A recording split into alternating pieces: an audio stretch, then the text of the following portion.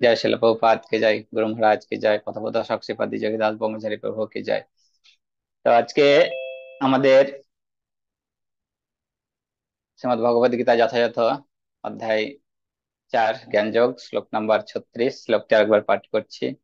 অপি চেত অশ্রি পাপেভ্যো সর্বেভ্যো পাপকৃত্তমা সর্বং জ্ঞানপ্লবনৈব বীজিনং সন্তরিষ্যসে। তো অত্যন্ত সুন্দর শ্লোক। তো আমাদের এই শ্লোকের মেন যেটা বিষয়বস্তু, যে আমরা মানে অনুবাদে আমাদের কি বলা হয়েছে, যদি তুমি সমস্ত পাপীদের থেকেও পাপিষ্ঠ বলে গণ্য হয়ে থাকো, মানে যদি 1 নম্বর পাপী হয়ে যাও আর কি, তাহলেও এই জ্ঞানরূপ তরণীতে আরোহণ করে তুমি দুঃখ সমুদ্র পার হতে পারবে। তা আমাদের যে দুঃখটাকে সমুদ্রের সঙ্গে তুলনা করা হয়েছে, আর জ্ঞানটাকে তরণীর সঙ্গে তুলনা করা হয়েছে। তো আমরা শ্লোকে প্রবেশ করার আগে আমাদের এই চতুর্থ অধ্যায় 33 নম্বর শ্লোকেই মানে শেষ হয়ে গেছে। তার পরবর্তী যেটা 34 থেকে 42 নম্বর শ্লোক, সেটাতে সারাংশ ব্যাখ্যা করেছেন।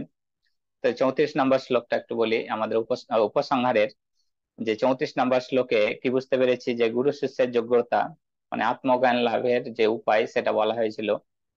এবং আমাদের 35 নম্বর শ্লোকে মোহমুক্তি মানে জ্ঞান লাভ মানে জ্ঞানের ফল, সেটা আমাদের গতকাল প্রিয়াঙ্কা বিশ্বাস মাতা খুব সুন্দরভাবে পাঠ দিয়েছিলেন। তো আজকে আমাদের 36 নম্বর শ্লোকে কি বলা হয়েছে, জ্ঞান রূপী তরণীতে দুঃখ সমুদ্র মুক্তি আর কি। মানে এই যে দেখতে পাচ্ছেন আমাদের সেই বিশাল দুঃখময় যে সমুদ্র, সেই দুঃখময় সমুদ্রে আমরা শুধুমাত্র সেই আমাদের জ্ঞানরূপ তরণীতে পার হতে পারবো। মানে এখানে জ্ঞানের শক্তি দেখানো হয়েছে। এখানে আরেকবার অনুবাদটা একটু দেখি, যে সমস্ত পাপীদের মধ্যে সবচেয়েও পাপী এই জ্ঞানরূপ তরণীতে আরোহণ করলে দুঃখ সমুদ্র পার হতে পারে। মানে এখানে কি বললাম, যে জ্ঞানকে তরণী বা নৌকার সাথে এবং জড় জগৎকে কি করেছেন, যে সমুদ্রের সঙ্গে তুলনা করা হয়েছে। তো এই যে বিশাল সমুদ্র, সে যতই মানে দক্ষ সাঁতারু হোক না কেন, সে হয়তো খুব সাঁতারে অত্যন্ত পারদর্শী, নাম্বার 1, বিখ্যাত বিখ্যাত একটা মেডেল পেয়েছে, তবুও কিন্তু এই সমুদ্র কিন্তু পার হতে পারবে না। কিন্তু উপযুক্ত নৌকায় যদি আমরা কি করি, আরোহণ করি, তাহলে কিন্তু পার হতে পারবো আর কি। তো আমরা কি করি, ভক্ত যদিও কোনো হয়তো পাপ করে ফেলে ভক্তি জীবনে এসেও, তো সে যদি দৃঢ় দৃঢ় নিষ্ঠা সহকারে ভগবানের দাস হয়ে ভগবানের সেবায় যুক্ত হয়ে থাকে, তাহলে আমাদের সেই দোষগুলো আর ধরা উচিত নয় আর কি। কারণ তিনি যখনই আমাদের সেই ভক্তি জীবনে প্রবেশ করেছেন, তার মানে আমাদেরকে বুঝতে হবে যে নিশ্চয়ই ভগবান তার উপর কৃপা করেছেন, না হলে হয়তো তিনি সেই ভক্তি পথে প্রবেশ করতে পারতেন না। তো প্রভুপাদকে একজন জিজ্ঞেস করেছিল যে আপনার সংস্থার মধ্যে কতটা শুদ্ধ ভক্ত রয়েছে। তো প্রভুপাদ কি বলেছিলেন, যে আমার সংস্থায় যতজন রয়েছে সবাই শুদ্ধ ভক্ত। তখন প্রভুপাদ বললেন যে একটা আমের গাছে যদি আম লেগে থাকে তাহলে একদিন ঠিক পেকে যাবে। তো এই সংস্থায় যতজন মানে যুক্ত থাকবে, মানে যত ভক্ত যুক্ত থাকবে, একদিন ঠিক শুদ্ধ ভক্ত হয়ে উঠবে। তো প্রভুপাদ অত্যন্ত সুন্দরভাবে, পিঙ্কি দাস মাতা স্ক্রিনে হাত দেবেন না, দাগ উঠছে। তো যাই হোক, আমাদের আমরা বুঝতে পারছি যে আমাদের মানুষ জন্ম পেয়েছে কত কষ্ট করে। তো কোন জীবের উপর কত যে পূর্বজন্মের কত পাপের যে চাপ রয়েছে একটা, তো সেটা তো আমরা বুঝতে পারি না। অনেক সময় কি হয় যে অনেকে খারাপ কাজ পাপ কাজ করে ফেলে না চাইতেও। কেন করে ফেলছে? কারণ হয়তো তার উপর অনেক মানে চাপ, পূর্বজন্মে অনেক পাপ করে রেখেছে, যেটাই আজকের বিষয়বস্তু আর কি, আলোচনা করব পরবর্তীতে। তো সেই জন্য আমাদের কাউকে মানে অপমান করা কিংবা কাউকে ঘৃণা করা উচিত নয়। কারণ একদিন না একদিন তিনিও শুদ্ধ ভক্ত হয়ে উঠবেন। যেমন আমরা দেখেছি যে আমাদের বাল্মীকি মুনি আগে দস্যু রত্নাকর ছিলেন, কিন্তু একদিন ঠিক ভগবানের কৃপা লাভ করে তিনি মহর্ষি হয়ে উঠেছিলেন, যার ফলে আমরা আজকে বিখ্যাত বিখ্যাত গ্রন্থগুলো আমরা পাচ্ছি। তো আমরা ভক্তিপথে যদি যুক্ত থাকি, তো আমরা একদিন না একদিন ঠিক সঠিক ভাবে ভক্ত হয়ে উঠতে পারবো। তো অনেকে বলে যে আমার ইচ্ছা না থাকলেও কি হয়, অনেক সময় আমরা পাপ হয়ে যাই, কিন্তু যদি আমরা ভক্তিপথে যুক্ত হয়ে থাকি তাহলে কিন্তু সেগুলো পাপ ক্ষয় হয়ে যায়। আর যারা ভক্তিপথে হয়তো যুক্ত হতে পারে না, সে যতই শক্তিশালী হোক না কেন, তার এই সেই ইন্দ্রিয়গুলোকে কন্ট্রোল করা কিন্তু অত সোজা না। প্রভুপাদ বলেছেন, কি বলেছেন? প্রভুপাদ বলেছেন যে ভগবানের ভক্তির জ্ঞান যদি না থাকে, আর একবার ভালো করে শুনবেন, যে ভগবানের ভক্তির যে জ্ঞান সেটা যদি না থাকে, তাহলে আমরা এই ভক্তির যে তপস্যা সেটা কিন্তু আমরা করতে পারবো না। তাই জ্ঞানটা থাকা অত্যন্ত গুরুত্বপূর্ণ। আমরা যদি জ্ঞান না থাকে তাহলে কি হবে, আমাদের ভক্তির যে তপস্যাটা কিন্তু সেটা আমরা করতে পারবো না। তো তপস্যাটা কি? ভক্তিপথের তপস্যা হচ্ছে হরিনাম জপ, ভোরে ওঠা, মঙ্গল আরতি, ভগবত শ্রবণ। এগুলোতে আমাদের কি থাকবে? যখন আমাদের মধ্যে জ্ঞান থাকবে, আমাদের ভেতরে জ্ঞান থাকবে, তখন আমাদের একটা বিশ্বাস চলে আসবে, শ্রদ্ধা চলে আসবে, যার ফলে আমাদের সুন্দরভাবে জপ হয়ে হয়ে যাবে, মঙ্গল আরতি হয়ে যাবে। কোনো সময় মনে হবে না যে আর একটু ঘুমিয়ে নিই, একটু পরে উঠছি, আধ ঘন্টা পরে মঙ্গল আরতি করলেই বা কি হবে। এই মনোভাব গুলো আসবে না যখন আমাদের ভেতরে সেই জ্ঞান থাকবে। জ্ঞান যখন আমাদের মধ্যে চলে আসবে, তো আমরা তপস্যাতে খুব সুন্দরভাবে দৃঢ় নিশ্চয়ী হয়ে থাকতে পারবো। তো যাই হোক, আমরা পরবর্তীতে আমাদের যেটা কষ্টের কারণ সেটা সম্বন্ধে আমরা জানবো। 1 মিনিট, মাথা স্ক্রিনটা একটু হাত দিয়ে করে দিয়েছেন। তো স্ক্রিনে কেউ স্ক্র্যাচ করবেন না, দেখতে খারাপ লাগে, স্ক্রিনটা এই হয়ে যায়। তার পরবর্তীতে আমরা জানবো যে আমাদের কষ্টের কারণ। তো দেখতেই পাচ্ছেন যে আমাদের কষ্টের কারণ কি কি। তা আমাদের এই জন্মের পাপ, আমাদের ছিল রূপ গোস্বামী কি বলেছেন, যে রূপ গোস্বামী বলেছেন যে এই জন্মের পাপ এবং পূর্ব জন্মের পাপ, এই দুই হচ্ছে আমাদের কষ্টের কারণ। তাহলে আমরা যে কষ্ট পাই সেটা শুধু শুধুই পাই না। অনেকে মনে করে যে আমি তো ভগবানের খুব সুন্দরভাবে ভক্তি করছি, ভক্তি পথে যুক্ত হয়ে আছি, তবুও কেন কষ্ট পাচ্ছি। তাহলে আজকে বুঝতে পারছেন যে আমাদের এই জন্মের পাপের ফলে আমরা কষ্ট পাচ্ছি তা না, আমাদের পূর্ব জন্মের পাপের ফলেও আমরা কষ্ট পাই। তো কখন কষ্ট আমরা কখন পাই? তা আমরা যখন কি করি, পাপ করি, তখন আমরা কষ্ট পাই। তা আমরা বিভিন্ন রকম হয়তো আগেরটাই বললাম যে পূর্ব জন্মে কিংবা এই জন্মে অনেক রকমের পাপ করে ফেলি, যার ফলে আমাদেরকে কষ্ট পেতে হয় আর কি। তো পাপটা আমরা কিসের ফলে হয়? পাপটা হচ্ছে আমাদের অবিদ্যার ফলে।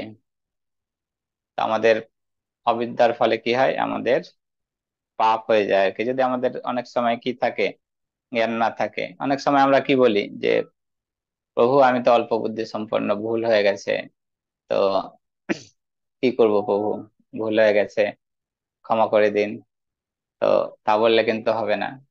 অল্প বুদ্ধি সম্পন্ন মানুষ, ভুল হয়ে গেল ক্ষমা করে দিলাম, সেটা কিন্তু হবে না। আমরা যেমন আগুনে যদি আমি জানি না যে আগুনে হাত দিলে পুড়ে যাবে, সেই বলে আগুন যে ক্ষমা করে দেবে তা না, হাত পুড়বেই। তো আমাদেরও সেই অবিদ্যার ফলে কি হয়, আমাদের পাপ হয়ে যায়।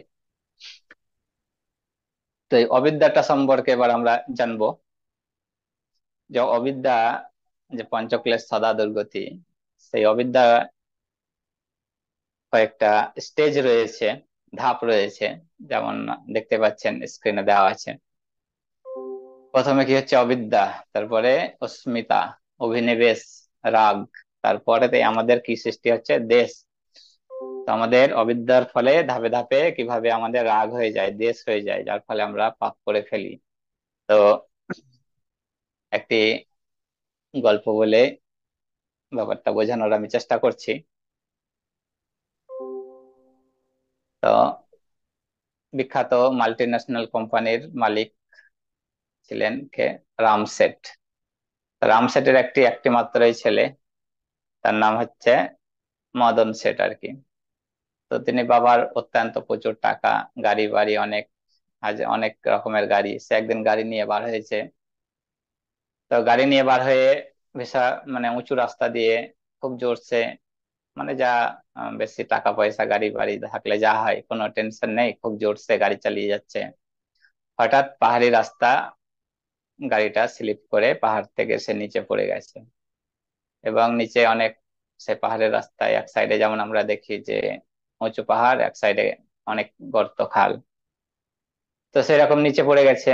তো তখন তার মাথায় চোট লাগার কারণে নিচে পড়ে সে জলের মধ্যে পড়ে, জলের নদীতে ভাসতে ভাসতে অনেক দূর চলে গেছে অজ্ঞান হয়ে, মাথায় অনেক চোট পেয়েছে। তো তারপরে কি হয়েছে, যে এক কাঠুরিয়া, তিনি জঙ্গলে কাঠ কাটতে এসেছিল, আহ নাম হচ্ছে হয়তো রমাকান্ত আর কি। তো রমাকান্ত কাঠ কাটতে এসেছিল। তো তিনি দেখছেন যে এক অতি সুন্দর, খুব প্যান্ট শার্ট পরা একজন অজ্ঞান হয়ে মানে নদীর ধারে লেগে রয়েছে, তবু তার মানে মরে যায়নি আর কি, সেই রকম অবস্থায় পড়ে আছে। তো তখন কি হলো, তাকে নিয়ে গেল বাড়ি, রমাকান্ত বাড়ি নিয়ে গেল কাকে, সেই মদন শেঠকে আর কি, রাম শেঠের ছেলে মদন শেঠ। তো তাকে রমাকান্ত কাঠুরিয়া বাড়ি নিয়ে গেল। তো বাড়ি নিয়ে গিয়ে তার চিকিৎসা টিকিৎসা করলো, তারপরে ডাক্তার দেখলো, তারপরে তার জ্ঞান ফিরেছে। তো তখন সে কাউকে কিন্তু আর চিনতে পারছে না, সে কি বলছে যে আমি কোথায় ছিলাম, আমি কোথায়, মানে কোথায় আছি আর কি, ভুলে গেছে সবকিছু, মেমোরি লস আর কি, হারিয়ে মেমোরি লস হয়ে গেছে। তো তখন সে রমাকান্ত কাঠুরিয়া কি বলছে,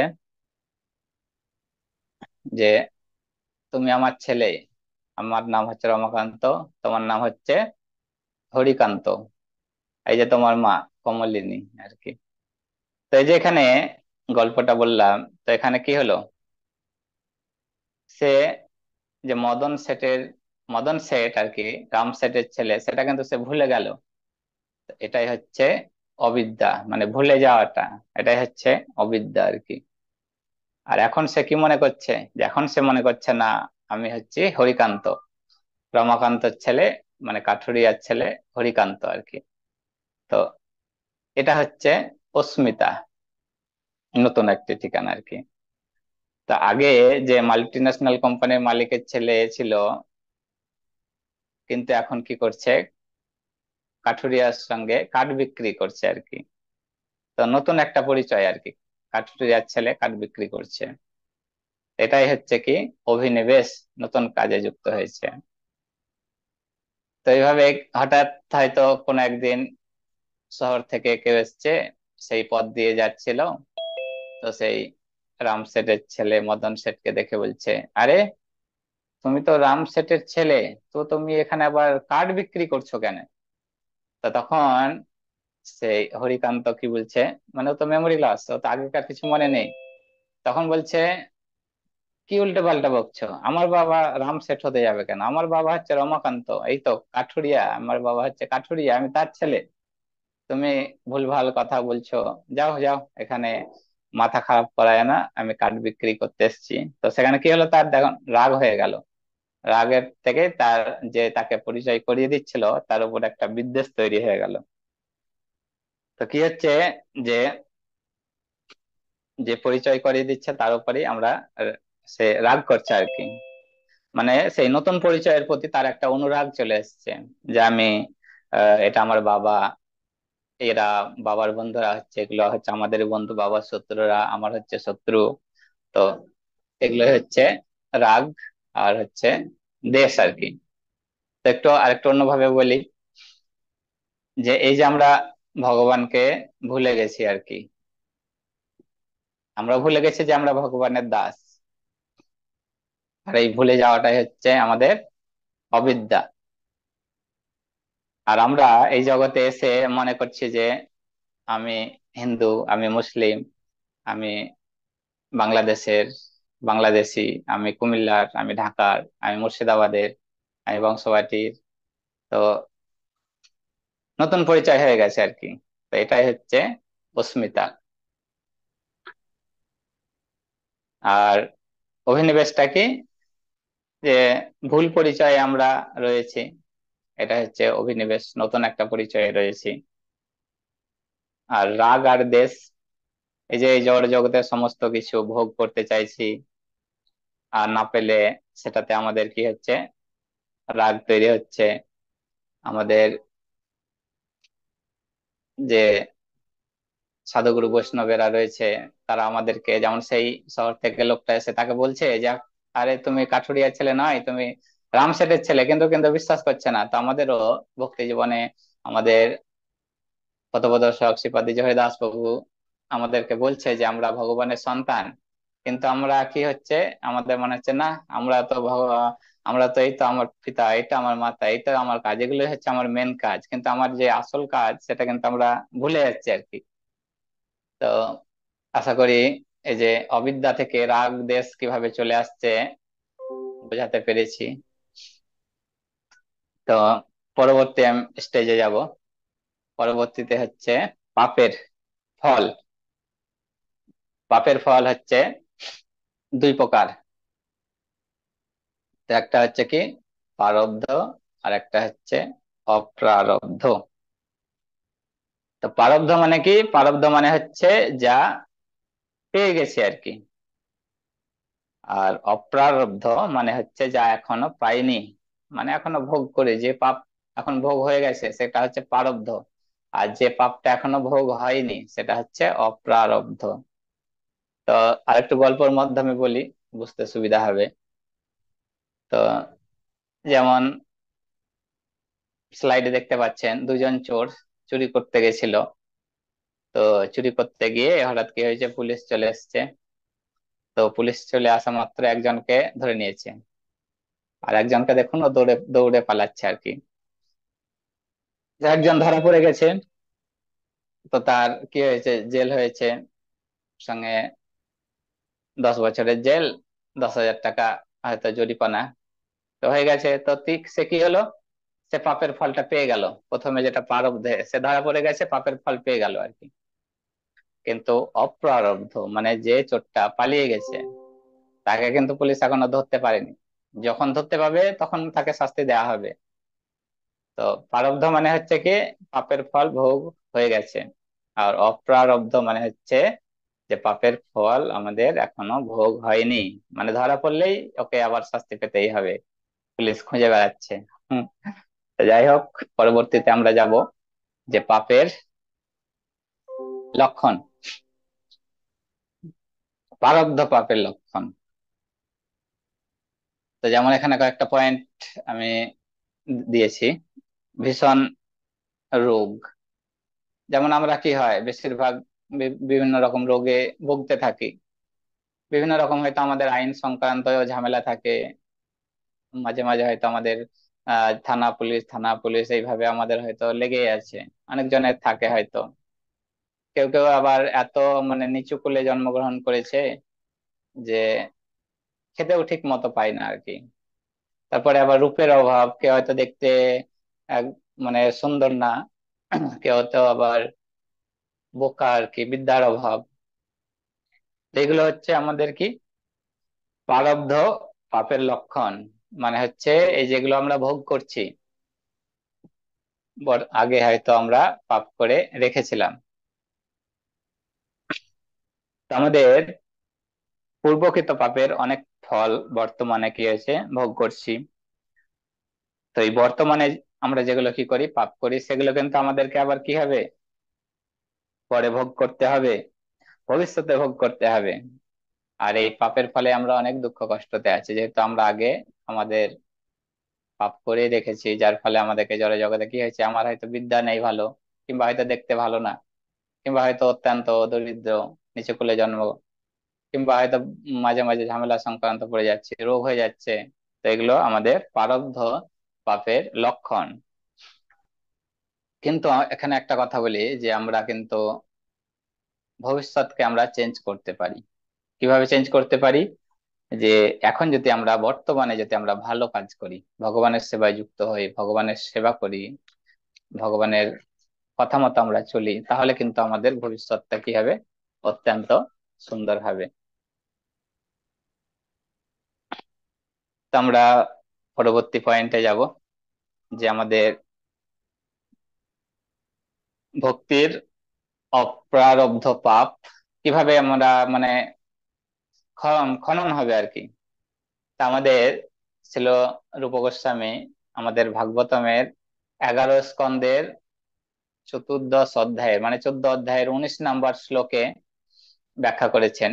সেখানে কি বলেছেন, যে উদ্ধবকে, ভগবান শ্রীকৃষ্ণ উদ্ধবকে সেই কথাটা বলেছেন। কি বলেছেন, যে হে উদ্ধব, আমার প্রতি ভক্তি প্রজ্বলিত অগ্নির মতো, যা ইন্ধন রূপী অপার পাপ রাশি ভস্ম করতে পারে। বুঝতে পারছেন যে ভক্তিটা কিসের মতো, অগ্নির মতো। অগ্নিতে আপনি যাই দেবেন না কেন, হাজার হাজার আমাদের ব্যারেল পেট্রোল থাকুক না কেন, আগুন কিন্তু সবকে নিমেষের মধ্যে শেষ করে দিতে পারে। তা সেখানেই বলা হয়েছে, আমরা হয়তো আগুনের মধ্যে ঘি ঢেলেই যাচ্ছি, তবুও কিন্তু আগুন সবকে শেষ করে দিতে পারবে। তা আমাদের এখানে ভাগবতমে বলা হয়েছে, আপনারা আরো বিস্তারিত আছে, পড়ে নেবেন, কারণ সময় অত্যন্ত অল্প, আরো অনেকটা পয়েন্ট বিশ্লেষণ করা রয়েছে। সেখানে যেমন কি হয়েছে, আমাদের কুরুক্ষেত্রেও অর্জুনও মনে করেছিল যে যুদ্ধ করাটা পাপ, কিন্তু ভগবান শ্রীকৃষ্ণ তাকে যখন আদেশ দিলেন, তার ফলে সে কি হলো, সেই যুদ্ধ ভগবত ভক্তিতে রূপান্তরিত হলো, যার ফলে কি হলো, তাকে কিন্তু পাপ ভোগ করতে হয়নি। তো আমাদের অপ্রারব্ধ মানে আমাদের ভবিষ্যতের পাপগুলো কিভাবে আমরা খনন করতে পারি, এই শ্লোক থেকে আমরা বুঝতে পারছি। যেমন ভগবান কি হবে, হয়তো আমার গলা কেটে যাওয়ার কথা ছিল, সেখানে আমার হয়তো একটু আঙুল কেটে গেল। ভগবান ভক্তদের সবসময় ভগবান রক্ষা করে। তো আমাদের যেটা প্রারব্ধ পাপ, সেটা কিভাবে আমরা মানে ই করতে পারবো, খনন করতে পারবো। তো সেটা আমাদের ছিল রূপ গোস্বামী ভাগবতমের 3য় স্কন্ধের 33 অধ্যায়ে 6 নম্বর শ্লোকে ব্যাখ্যা করেছেন। সেখানে কি বলেছেন, মাতা দেবহতী তার পুত্র কপিল দেবকে বলেছেন। তো কি বলেছেন, যে প্রভু, শ্রবণ কীর্তন আদি ভক্তি যোগের 9টি সাধনাঙ্গ রয়েছে। যদি কেউ আপনার লীলা শ্রবণ, যশ কীর্তন, বন্দন ভক্তি সহকারে আপনাকে প্রণাম, আপনাকে স্মরণ আদি নববিধা ভক্তির যে কোনো একটি অঙ্গ অনুশীলন করে, যে কোনো একটি অঙ্গ অনুশীলন করে, তাহলে তিনি তৎক্ষণাৎ যজ্ঞ অনুষ্ঠান করার যোগ্যতা অর্জন করেন। তিনি যদি চন্ডাল কুলেও জন্মগ্রহণ করে থাকেন, তবুও ভক্তিযোগের প্রভাবে তিনি সর্বোত্তভাবে পবিত্র হতে পারেন। তো অত্যন্ত সুন্দর মাতা দেবহূতি কপিল দেব ভগবানকে বলেছেন। তো বস্তুত কি হয়, যে ভক্তি যোগে সমস্ত পাপ ভস্মীভূত হয়ে যায়, মানে ভস্মীভূত করার শক্তি রয়েছে। কিন্তু তা সত্ত্বেও ভক্ত ভক্তদের কি করতে হবে, সচেতন থাকতে হবে, যে আর যাতে কোনো রকম ভাবে পাপ না হয়। আর এটাই হচ্ছে ভক্তের বৈশিষ্ট্য, যার যাতে পাপ না হয়। তা আমরা একটু পদ্ম পুরাণে যাব। তো পদ্ম পুরাণে কি বলা হয়েছে? অপ্রারব্ধ ফলম পাপম কূটম বীজম ফলন্মুখম ক্রমেণৈব প্রলীয়তে বিষ্ণু ভক্তিরততমাম। তো এখানে পদ্ম পুরাণে কি বলা হয়েছে? পাপ কর্মকে চার ভাগে ভাগ করা হয়েছে। তো একটা হচ্ছে অপ্রারব্ধ, আর একটা হচ্ছে কূট, আর একটা হচ্ছে বীজ, আর একটা হচ্ছে ফলন্মুখ। তো এটার সম্বন্ধে একটু বলি। যেমন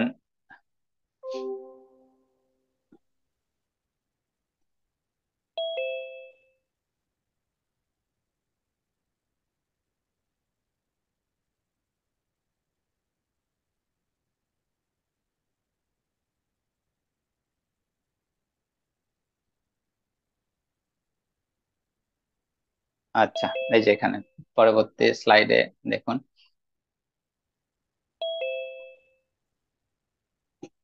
যেমন কি হয়েছে, আচ্ছা এটা স্ক্রিনের আসার আগে আমি একটু বলে নিই। যেমন চোর চুরি করলো, তো সেটা কি হলো? পাপ কর্ম, যেটা আগেই বললাম। চুরি করার পর তার কি হলো? একটা অপ্রারব্ধ ফল তৈরি হলো আর কি। পরের স্লাইডে যাই, আবার পেছনে আসছি। তো পাপ কর্ম করার পর কি হলো? একটা অপ্রারব্ধ ফল তৈরি হলো, অর্থাৎ পাপের ফল ভোগ করবে আর কি। পাপ করলে কি হয়? ভোগ করবে, যেটা একটু আগে বোঝালাম আর কি। তো সেখান থেকে কি হয়? কিছুটা ফল ভোগ করলো। যেমন এখানে প্রারব্ধ আর কি বলা হয়েছে, অপ্রারব্ধ থেকে কি হয়েছে? ফল ভোগ করবে, চুরি করেছে, ধরা পড়েনি এখনো। ধরা পড়লে কি হবে? ফল ভোগ করবে, প্রারব্ধ বলা হয় যেটা। তো ভোগ করার পর কিন্তু তার মধ্যে পাপের একটা প্রবণতা তৈরি হয়ে যায়। যে হ্যাঁ, আমার একটু ক্যালকুলেশনে ভুল ছিল, পরবর্তীতে আমি একটু প্রিপারেশন নিয়ে ভালো করে মানে চুরি করব আর কি। মানে চুরি করার একটা প্রবণতা আর কি তৈরি হয়ে গেল। তো তারপরে যেটা বীজ বলা হয়েছে কি, আজকে রাতেই চুরি করব, ওই ব্যাংকে আজকে চুরি করব, মানে এই যে একটা মনোভাব আর কি, এটা হচ্ছে বীজ মনের মধ্যে।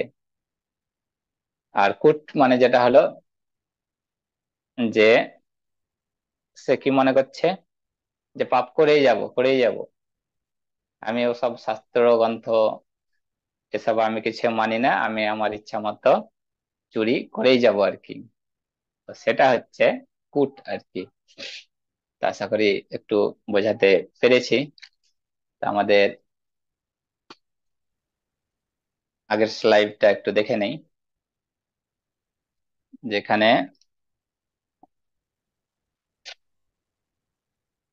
কি বলা হয়েছে? যে কেউ যখন ভগবান বিষ্ণু শরণাগত হয়ে পূর্ণরূপে ভক্তি সহকারে তার সেবায় তৎপর হন, তখন তার এই চার রকমের পাপ ফল তৎক্ষণাৎ বিনষ্ট হয়ে যায়। কি চার রকম? একটু আগে যেটা বললাম, যে পাপের ফল ভোগ হতে চলেছে তাকে কি বলা হয়? ফলোন্মুখ। আর হৃদয়ে বীজ রূপে যে পাপ রয়েছে তাকে কি বলা হয়? বীজ। মানে বীজ রূপে রয়েছে, ফুটবেই আর কি। তো বীজের যে উন্মুক্ততা, কারণকে কি বলা হয়? কূট। আর যে পাপের ফল এখনো প্রকাশিত হয়নি, মানে পরে ধরা পড়েনি আর কি, চোর, তো সেটাই হচ্ছে অপ্রারব্ধ। তো পরবর্তীতে যাব আমাদের, এখানে একটা পাপ চক্রে যেটা বলা হলো সেটা হয়তো বুঝতে পেরেছেন। তার একটা আমাদের পাপ চক্র এইভাবে আমাদের ঘুরতেই থাকে। যে অবিদ্যা, অবিদ্যা থেকে বীজ, বীজ থেকে পাপকর্ম, অপ্রারব্ধ, কূট, আবার বীজ, আবার পাপকর্ম, অপ্রারব্ধ, কিছুটা থেকে যাচ্ছে, যার ফলে আমরা কি হচ্ছি? কষ্ট পেয়ে যাচ্ছি।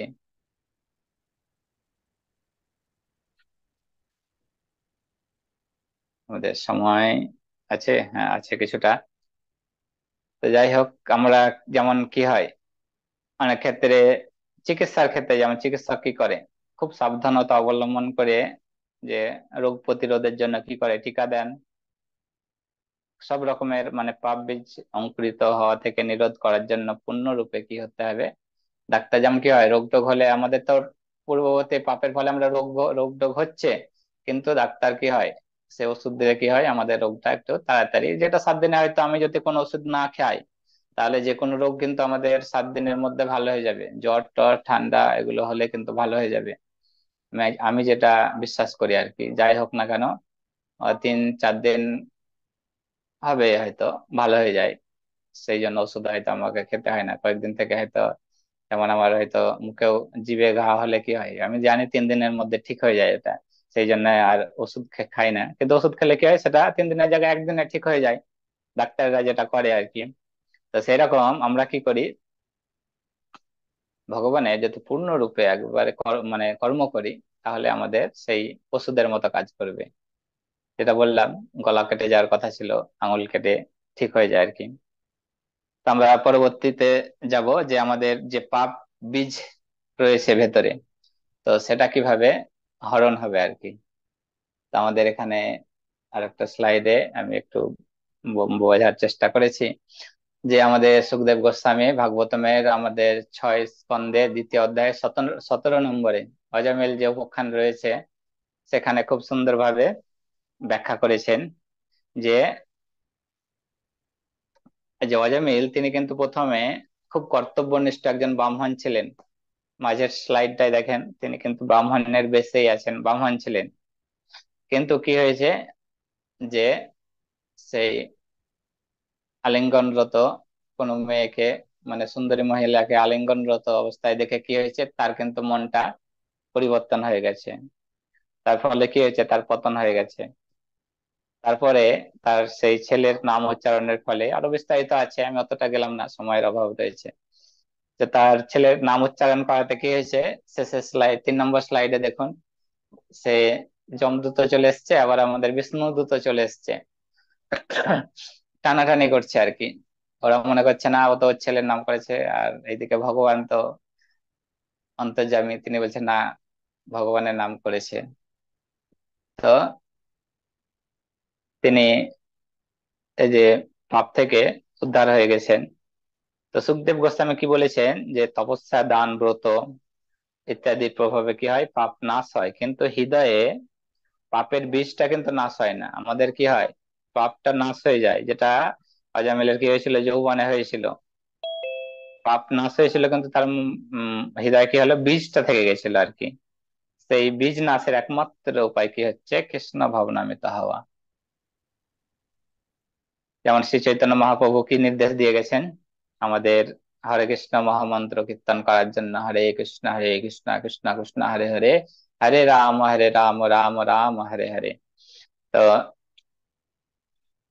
কীর্তন করার পর কি হয় অতি সহজেই লাভ করা যায়, মানে কলিযুগের মানুষ তো জানে ভগবান যে অত্যন্ত অলস, সেই জন্য ভগবান অত কঠিন উপায় বলেন না, তিনি সহজ উপায় বলেছেন যে আহ খেতে শুতে যে কোনো জায়গায় সে নাম নিতে পারে, এমনকি বাথরুমেও নাম নিতে পারে।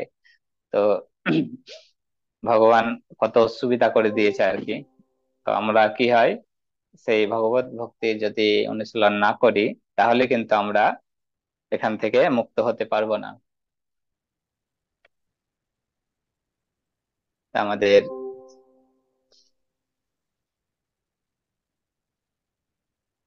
এখানে আর একটা উদাহরণ রয়েছে, যেমন ভক্তি যদি আমরা না করি তাহলে কি হবে, আমাদের সেই হাতির সানের মতো হয়ে যাবে। খুব সুন্দরভাবে চান করলাম, ভক্তি যেমন হয়তো সুন্দরভাবে যেগুলো আগেকার পাপ কর্ম রয়েছে সেগুলো হয়তো আমাদের ভোগ হয়ে গেল, তারপরে আবার যদি আমরা আহ ভক্তিপথ থেকে কোনোভাবে ভগবানের সেবা থেকে বিচ্যুত হয়ে যায় তাহলে কি হবে, হাতি যেমন কি করে খুব সুন্দরভাবে স্নান টান করার পর আবার সেই ডাঙাতে এসে গায়ে ধুলো কাদা মেখে নেয়। তো সেই রকম আর কি। তো কৃষ্ণ ভাবনা অনুশীলন করার শিক্ষা যে পাইনি সেই পাপ কর্মের বাসনা থেকে পূর্ণরূপে মুক্ত হতে পারবে না। তো সুন্দর কথা যে যারা কৃষ্ণ ভাবনাময় অনুশীলন করার শিক্ষা পায়নি, মানে এখনো কৃষ্ণ ভাবনাময় ভগবত ভক্তিতে যারা এখনো যুক্ত হয়নি তারা কিন্তু কোনো দিনই সেই পূর্ণরূপে কিন্তু যতই ভালো কাজ করুক না কেন মুক্ত হতে পারবে না। কর্মজ্ঞান যোগের দ্বারা পাপ কর্মের বাসনা থেকে পূর্ণরূপে মুক্ত হওয়া সম্ভব নয়। কি হয়েছে? কর্ম জ্ঞান বা যোগের দ্বারা পাপ কর্মের বাসনা থেকে পূর্ণরূপে মুক্ত হওয়া সম্ভব নয়। শুধুমাত্র কি হয়? ভগবত ভক্তির ফলে সেটা হওয়া যায়। তো আমরা আমাদের আরেকটা ছিল কি, অবিদ্যা। তো অবিদ্যা সম্পর্কে একটু বলবো, দিয়ে আমার ক্লাস শেষ করব। তো অবিদ্যা কিভাবে আমরা খনন করতে পারি? তো এখানে কি হয়েছে, সনত কুমার বলেছেন কত, চতুর্থ স্কন্ধের 22 অধ্যায়ের 39 নম্বর শ্লোকে কি বলেছেন যে, হে রাজন, মানুষের মিথ্যা অহংকার এতই প্রবল যে তা রজ্জুর মতো মানুষকে ভববন্ধনে আবদ্ধ করে রাখে। অত্যন্ত সুন্দর কথা, আরেকবার শুনুন। হে রাজন, মানুষের মিথ্যা অহংকার এতই প্রবল, মানে মিথ্যা অহংকার, যেমন মাঝের স্লাইডটা দেখুন, এই আমি তোমার থেকে বড়, আমি হচ্ছি রাজা, তোমরা হচ্ছে আমার সব প্রতিনিধি। তারপরে আসক্তি, মানে মরে যাচ্ছে পাহাড় থেকে পড়ে, তবুও কিন্তু ভাবছে না আমার এই টাকাটা লাগবে আর কি। তো টাকাটা পেলেও তো নিচে পড়ে মরে যাবে। তো মানুষের, সেখানে বলেছে যে মিথ্যা অহংকার এতই প্রবল যে তা রজ্জুর মতো মানুষকে কি হয়, ভববন্ধনে আবদ্ধ করে রাখে। ভক্তরাই কেবল ভক্তি সহকারে ভগবানের সেবায় যুক্ত হওয়ার ফলে এই বন্ধন থেকে অনায়াসে মুক্ত হতে পারেন। যারা কৃষ্ণ ভবনময় ভাবিত না হয়ে যোগী বা সকাম কর্মী হওয়ার চেষ্টা করেছেন, তারা কখনোই ভগবত ভক্তের মতো কর্মবন্ধন মোচন করতে পারেন না। তা কি বলেছেন, যারা কৃষ্ণ ভাবনাময় ভাবিত না হয়ে যোগী বা সকাম কর্মী হওয়ার চেষ্টা করেছেন, আমরা আগে শুনেছি যে কি হয়, যোগী হওয়ার চেষ্টা করে।